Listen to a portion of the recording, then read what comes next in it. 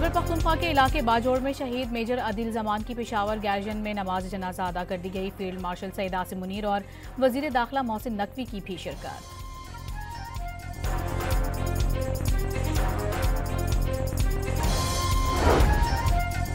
कराची के इलाके कोरंगी में 8 साला बच्चा खुले मेन होल में गिरकर जाँ बहक। गटर का ढक्कन 1 माह से खुला हुआ था।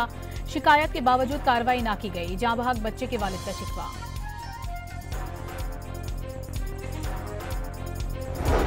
कलादम तंजीम BLA की सफाकियत। दहशतगर्दी के लिए बच्चों का इस्तेमाल शुरू कर दिया गया। इंटेलिजेंस ऑपरेशन के दौरान कराची में खुदकुश हमले के लिए तैयार की गई लड़की जेरे हिरासत।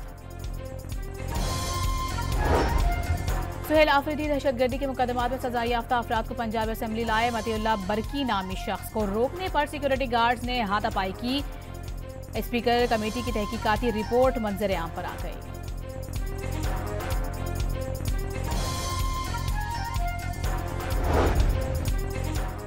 वजीर आला के दौरा लाहौर में अज़मा बुखारी ने 9 यूट्यूबर्स भेजकर गैर अखलाकी सवालात किए। तर्जुमान वजीर आला खैबर पख्तूनख्वा का दावा, पंजाब की रिवायत को नाकाबिले तलाफी नुकसान पहुंचाया गया।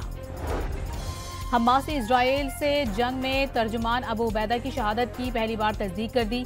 अबू उबैदा का असल नाम हुज़ैफा समीर अब्दुल्ला अल खुल्द था। गजा के चीफ कमांडर याहिया सिनवार समेत कई कमांडर्स की शहादत की भी तस्दीक। आज़मीन हज के लिए तरबियती प्रोग्राम 1 जनवरी से शुरू होगा। आज़मीन के लिए 1 रोज़ा तरबियती प्रोग्राम में शिरकत लाजिम करार।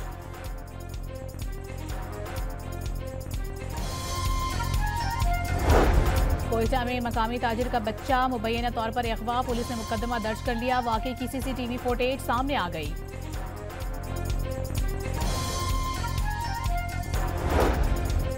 और लाहौर सियालकोट मोटरवे धुंध की वजह से बंद कर दी गई। M3 मोटरवे फैजपुर से समंदरी तक ट्रैफिक के लिए ममनू करार।